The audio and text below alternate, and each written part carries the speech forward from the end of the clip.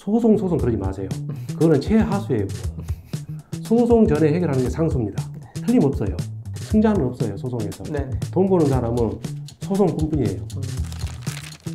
2021년 1월부터 2023년 6월까지 약 3년간 접수된 가맹 분야 조정 사건 1052건 중 63%, 659건이 계약 체결 2년 이내에 발생한 분쟁이었다고 합니다. 수많은 계약서를 확인하고 진행하는 사업에 왜 문제들이 발생하는 걸까요? 누구 문제일까요? 법률 조정 등 예민하고 복잡한 주제를 다루는 만큼 오늘 주제를 시원하게 답해주실 가맹거래사 윤민성 대표님을 모셨습니다. 안녕하십니까? 예, 안녕하세요. 대표님, 간단하게 자기소개 좀 부탁드릴게요. 예, 저는 경기 광명시에 있는 통길로 가맹거래사 대표입니다. 대표님이랑 저희랑 함께 한 지는 꽉 찬 소곱창을 하면서 친분을 쌓게 됐는데요. 최근에는 혹시 어떤 업무를 진행하고 계신지. 가맹 본부 상대로는 법률 자문 그리고 경영 자문을 하고 있고 가맹 점주님 상대로는 분쟁 전용 신청 대행을 주로 하고 있습니다. 그럼 몇 가지 질문 좀 드려볼게요. 너무 어려운 거 하지 마세요. 강원도에서 조정하는 업무를 하고 계신데 예. 어떤 일을 하면서 가장 고충이 있으신지 그 고충에 대해서 간단하게 얘기해 주실 수 있으실까요? 경기와 좀 연결되어 있습니다. 네네. 아무래도 불경기 때는 분쟁이 좀 많아요. 네. 근데 이 분쟁 해결이라는 게 결국은 상호 간의 양보거든요. 불경기 때는 서로 민감합니다. 손해를 안 보려고 그러죠. 그래서 그 분쟁을 이끌어낸다는 게 결국은 사람 마음이잖아요. 네. 그 협조를 이끈다는 게 굉장히 어렵습니다. 분쟁 조정의 경우 주로 어떤 부분이 예비 점주님들과 본부와의 이제 갈등이 좀 발생하는지. 입장 차이인데요. 가맹 점주님들은 아무래도 자기의 이익 관점에서 봅니다. 결국은 돈 문제겠죠. 사업이니까 매출액이 커야 되는데 생각보다 적을 때, 또 반대로 원가 같은 경우는 생각보다 많을 때, 그때 그러한 문제가 많이 발생하죠. 하기사 이게 점주님들은 돈을 많이 벌고 싶어 하고 가맹 본부는 어느 정도 이제 벌 수 있다라고 얘기를 하는데 그건 또 못 지킬 수도 있는 상황이 나올 수도 있으니 그런 경우가 있을 수도 있겠네요. 프랜차이즈 계약을 하면서 잘 모르시는 분들에게 미리 이런 거는 좀 조심하는 게 좋다 당부해 주실 말씀이 있으실까요? 일단은 그 가맹 계약이라는 게 만만치가 않아요. 독립된 법으로 되는 게 아닙니다. 네. 민사계약은 민법 잘 보시면 돼요. 네. 상사계약은 상법만 잘 보시면 됩니다. 그런데 가맹계약은 그렇지 않아요. 네. 첫째, 가맹사업법이 제일 중요하고 네. 두 번째는 공정거래법 중요합니다. 그 다음에 상법이 외곽을 싸고 있어요. 네. 그리고 또 그 외곽을 또다시 민법이 또 싸고 있어요. 이 네 가지가 크게 맞물려서 돕니다. 네. 그런데 이 네 가지 법을 다 동시에 다루는 국가 전문 자격사는 가맹거래사가 맞아요. 이 분야에 대한 의문사항이 있으면은 먼저 가맹거래사와 상담하는 게 제일 정확합니다. 소송 전 해결이 항상 중요하잖아요, 우리는. 네. 그래서 소송부터 먼저 시작하는 것이 결코 능사가 아니라는 거, 그 말씀 제가 미리 드립니다. 왜냐하면 인터넷 검색하면 항상 소송 그런 얘기가 많이 나와요. 우리는 그러면 안 돼요, 사업하면서. 소송에 앞서서 해결을 먼저 하려는 자세가 가장 중요하다. 그게 우리 서민들이 나아갈 길이고 서로 사는 길입니다. 네. 그 중간에서 가맹거래사가 굉장히 활용성이 뛰어나요. 프랜차이즈 본사와 가맹점 간에 발생하는 갈등 중에 첫 번째가 정보공개 제공 의무에 대한 위반.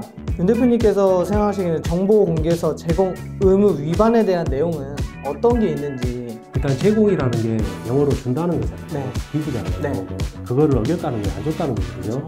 근데 이 정보공개서는 가짜도 많이 돌아다녀요.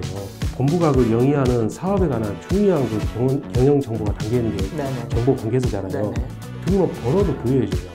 그러면 정보공개서 문건이 있고 맨 앞에가 그 번호가 나옵니다. 그 번호에 있는 정보공개서를 가맹본부가 제시해 주셔야 되는데 네. 가짜를 제시하는 경우도 있다는 거죠. 그게 첫 번째 걸러야 될 사항이에요. 그래서 정보공개서 문건을 받으시면은 네. 첫 장에서 등록 번호가 있는가를 확인하셔라. 그거죠. 그 의심나면은 공정거래위원회에 전화하셔가지고 이 번호가 맞냐 확인하시면 바로 알려줍니다. 그게 첫 번째고, 그 다음에 두 번째로는 가맹 계약을 체결하기 전에 법적으로는 14일 전 또는 7일 전 이렇게 돼 있어요. 정보공개서라는 이 문건을 보여드려야 돼요. 네. 현물로 출력해서 줘야 됩니다. 그런데 이걸 않고 말로만 하는 거죠. 그 경우는 그 자체가 법 위반이, 그게 거짓말이냐 진실이냐를 떠나서 네. 종이를 안 줬기 때문에 네. 제공 의무 위반인데 그 내용이 진실하다 거짓말이다 이거는 따지지 말아요. 일반적으로는 계약서 체결할 때 그때 보여주죠. 그 자체가 법 위반이에요. 미리 보여줘야 된다. 그 정보공개서를 보시면은 먼저 등록 번호를 먼저 확인하시고 그래가지고 이게 정식인지 아닌지 그걸 확인하신 다음에 내용을 보기 전에 그 문서를 미리 받아야 될 보기가 안 됩니다.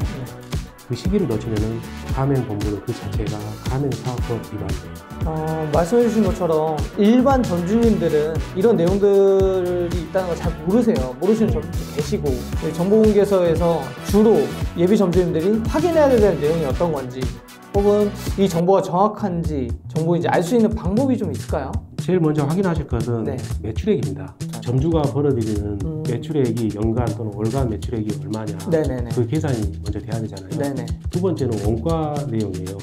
왜냐하면 얼마의 자본이 투입이 필요한지가 네. 알아야 되잖아요. 본인 생각과 다르면 그 사업에 뛰어들지 말아야 해요. 그래서 처음에 수익 비용 정보가 중요한데 네. 문제는 자료의 신빙성 문제입니다. 네네. 자, 이제 이 부분이 중요한데 기본적으로는 정보공개서를 작성해서 등록 신청할 때 가맹거래사를 통합니다. 네. 그래서 아주 어토당도 않은 정보는 사전에 사실 걸러져요. 네. 공정거래 조정원으로 들어가면 조정원에서는 그냥은 안 받아줍니다. 자네들도 기존에 그 데이터가 있어요. 어토당도 않으면 시정명령 내려고 결국은 등록 신청이 안 해줍니다. 말도 안 되는 정보가 통과한 적이 없어요. 그래도 이 사업을 하면 결국은 그 책임이 나한테 오거든요. 본인이 내가 직접 확인을 해야 되는데 가장 쉬운 확인 방법은 매출액 이거예요. 아침에 가서 한번 점포를 뛰어보고 네. 영업 마감 전에 다시 한번 가서 밥 한번 하세요. 식사. 카드 걸으면은 네네. 나오잖아요. 네. 번호가.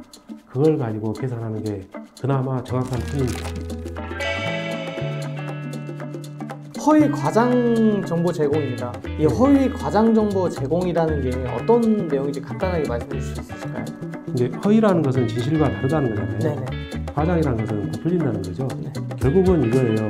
정보 제공 과정상 사실과 다른 자료를 제시하는 거죠. 일반적으로는 어느 정도로 우리가 과대라고 보냐면은 70% 이상이 넘어가면은 좀 심했다 이렇게 표현합니다.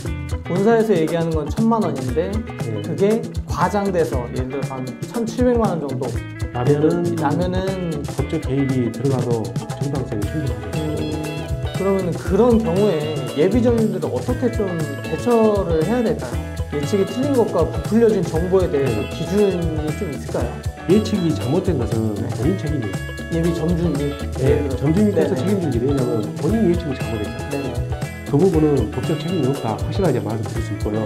본부가 고의로 사실과 다른 정보를 제공했으니 명백히 확인이 된다면은 본부는 책임을 져야죠. 근거는 어떤 거가 대략적으로 뭐가 있을까요? 그러니까 입증 책임을 누가 지냐의 문제잖아요. 네. 원래는 이득을 보는 자가 입증 부담을 합니다. 네. 왜냐하면 입증이라는 게 쉽지가 않아요. 그렇죠. 결국은 이제 증거에 따라서 판단을 하는 거죠. 그래도 안 된다면 이제 경험칙에 따르죠. 사회폭력, 심사관이라든가 재판관이 판단에 들어가야 될 경우가 있습니다. 부당한 손해배상의 의무의 부과라는 네. 게 어떤 건지 좀 대략적으로 설명해 줄 수 있으실까요? 일단 부당한의 의미하고 정당한 이유 없는 거하고 다른 거거든요. 네. 어떤 경우에는 정당한 이유 없는 이렇게 계속 진행이 돼요. 네. 또 어떤 경우에는 부당한 해가 그렇게 진행이 돼요. 네. 두 개가 다르다는 것만 아셔도 돼요. 입증 책임에서.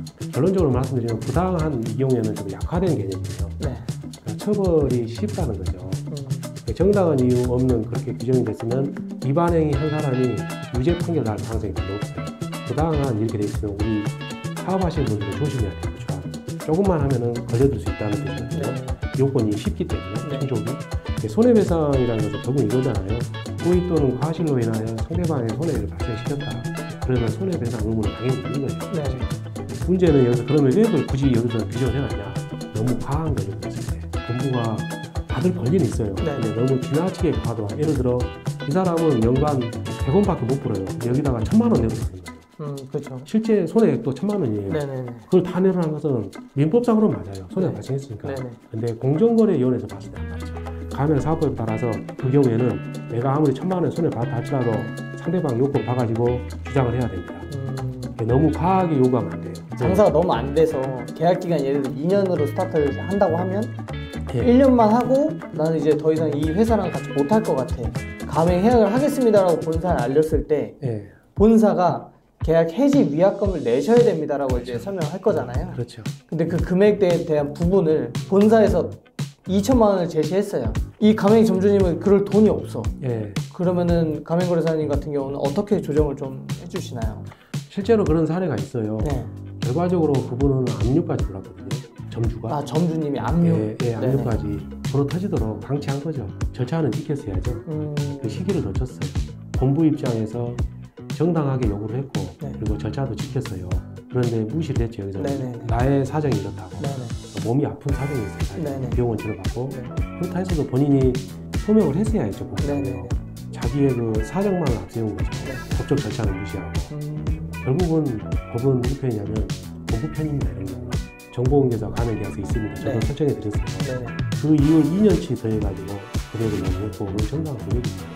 그래서 그걸 안 주니까 결국은 압류를 했어요. 거래상 지위 남용에 대해서 이야기해 볼 건데요. 윤 대표님은 본사가 거래상 지위를 남용한다는 것은 어떤 의미가 있는지. 남용이라는 것은 기본적으로는 권리가 있다는 뜻이에요. 네. 근데 그 권리 행사가 어떠한 그릇이 있으면 그 그릇 내에서 해야 되는데 넘쳐버린 거예요. 지금. 가맹 공부라는 게 기본적으로는 더 우월한 지위에 있어요. 네네. 그거를 악용해가지고 네. 지금 나쁜 뜻으로 네. 악용해서 가맹 점주에게 과도한 금액을 요구한다거나 또 과도한 행위를 요구하는 것은 남용이라고 봐야죠. 과도한 게 어떤 걸 과도하다고 말할까? 예를 들어 어느 특정 업체하고만 거래해라 뭐 그런 경우가 있잖아요. 지정할 수 있는 거. 네네네. 그 음식점의 레시피나 그쪽 품질과 직결되는 내용 갖고 특정 업체와 거래하도록 지정을 해줘야지 맞는 것인데 네. 전혀 상관없는 예를 들어 나무젓가락 네. 나무젓가락 차이 있습니까? 없죠.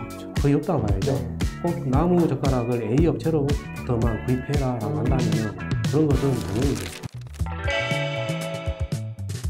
이번에 다룰 내용이 영업 지역의 분쟁에 대해서 이제 잠깐 또 얘기를 나눌 건데, 가맹점주분들은 주로 어느 정도의 영업 지역 보장을 좀 권리가 있나요?